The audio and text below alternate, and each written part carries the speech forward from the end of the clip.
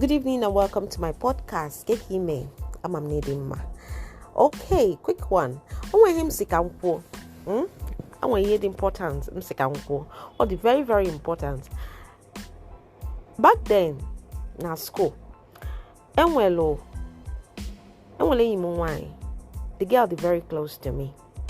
So nyana inya nwoke bi na school. Inya nwoke bi. Nwe kponya si anne otu gị na gị nwoke abịkwa ọ dịrọkwanụ mma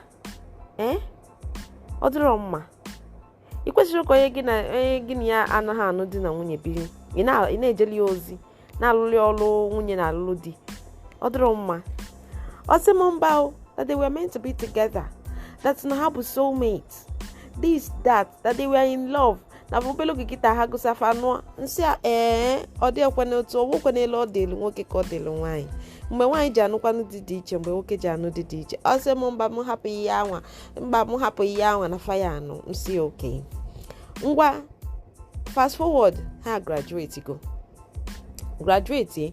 nhụ esedelo m invitation card na my DM ncheke invitation card full pre-wedding picture menezi anya ọ bụla enyi m nwaanyị ya ncheki afọ ya na ya na-anụ di ọ bụrụ afọ enyi ya nwoke anwa nsị ọ gịnị na-eme kedu ife na-emezi mfu pre-wedding picture ọ bụla another person mkpọ ya nwanne m kedu ihe menụ ọ na ọbụzi soulmate gị anwụ ka gịnị ya na-anụzi ọ sị m mba biko na meje na that side na ọ dịgo serious with her life now na ọ chọghị ịnụ di na ọ dịgo serious with her life there is nothing God cannot do now. Ọ bụ that na nke ọzọ adịbere dị iche bịa ọsị m mba na nke abụọ dị egwu n'ife ọchọkịta bụ odogwu and ọ chọtago odogwu ya anụ na mbiko ya nlapịa ka ọnụ adị n'udo nsị aji ekwenụ gị nwanne m ejirọkwanụ gị mana ebe isi nụ dị in love ịkala ichezini ya na maka mgbe nwa nna agwụ ya nna asị ya na n'oge nwaanyị na ọ bụkwa n'otu anwụ ọchị ka o si adị ọsị m mba na oge echi ya oluzie mgbe o folie n'anya ọ bụ na oche nwozi ya ọ maazị na nke na soulmate ya nwa bụzọ ọ dị egwu dịka nna agwa ndị mmadụ na-asị ha ụmụ akwụkwọ onwego oge m mere the post na Facebook nsị na-ekwesịghị ka mothers and parents na-aga na social media na-aga na schools ka amalụ ndị ya na nwafa bi because many of them na-be with their boyfriend and girlfriend na-alụlụ ha ọlụ nwunye na alụlụ di ịma na enwesịrị ọlụ dịsị anya nwaanyị na alụlụ di akwa ịghọta ka anyị ala ịkụ hama n'isi ntu ịghọtago so ọ na-alụlụ ya ọlụ dị iche n'iche onye na kwesịrị ime onye na-akwụrụ ụgwọ n'isi gị o make your sense ịghọtago so nwaanyị na-eje ka ya na nwoke ebiri onye gịnị ya na-ebiro ọ dịrọ mma especially your fellow students or make your sense. You understand me? Because when you are ready to get married, the person might not be ready. Kita no mafagusigo. The boy geje chakalaki onwe keje NYSC first before chotolo or gabido mebe business. Mboge ji we megide ngi nwa oge ga na aga before na emekute oge ga na aga. That's the reason why you shouldn't even do that.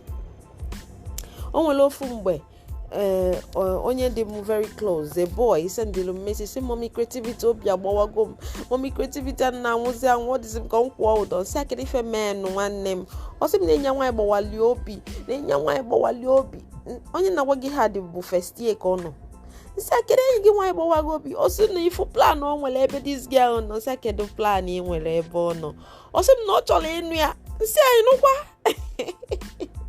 ị chọrọ ịnụ ya ọ sị m nsị ị chọrọ ịnụ ya kedu klaasị onye nke nwa nọ primary school sị m mba na ya na ya nọ the same department na school nsị a mana ị chọrọ ịnụ ya sị m nsị ka mụ ya anụzi ọ sị m nọ mgbe agụcha akwụkwọ anụ nsị anyị gụcha akwụkwọ ịnụ onwe biznes imepe ka ikekwa bụrụ nọ ndị mpafa nwere ego onye na nweghị ya ka m yala eki ọnụ ka ọ yala ịdị ka mana aki ọnụ mana onye a na-agwa gị na maneji ọ na-amaneji ndụ ya o nwere biznes o mepee n'aka ya ka asị nọ ịmago nwee ike bụ nọ ndị na like early marriage ọ bụ na ọ bụ ofu nwa na ya anụ bana nke a bụ na ha just na-ekwe onwe fa nkwa o wee na-asị na the girl gbawali obi si anyị nụkwa nwaanyị gbawago obi iwee chi ịkwụ ụdọ kedu ife mere ji chọọ ịkwụ ụdọ maka nwaanyị onye ma that na o nwere ife ya ejikọlụ gị ya bikos ọma nche gị mgbe ị na-agụsị mgbe ị na-esi university a graduate ngị na-enwe ike na graduate ị graduate si wee gaje chọọ ọrụ nyanwa time ịnụ dị elugo ọkụbagoli ya nyanwa wee chọba ndị ndị wee ka na-achọ ọrụ mgbe ị ga-eji chọta ọrụ ma emechagodo NYSC wee chọta ọrụ nyanwa anụgodi mụọ ụmụ ịtọ mụọ ụmụ ịnọ onye ka ị na-ebela akwa o make no sense. Student relationship make no sense. Gina your fellow students and I in a department. Gina your fellow students and I in a lodge. O make no sense. Kindness onwe anyị anya. Ndị nne na nna nyere unu ụmụ unu aka. Onye banye school jee mala ebe nwa gị bi. Malụ na ya na nwoke obi. Maka na enwe ndị bi na school enyi fa nwoke na-eti ha ka ebe wala ha mee punching bag na-eti fa wine batara n'oge wine siro nni ụmụ ga na-ata afụ gị nwa bụ nne ataro na be di gị ka nwa gị na-ata n'ebe enyi ya nwoke nọ o make no sense. Ama m na I like this my program na-esonyekwa m. My name is Cynthia. Ngwa ka emesịa.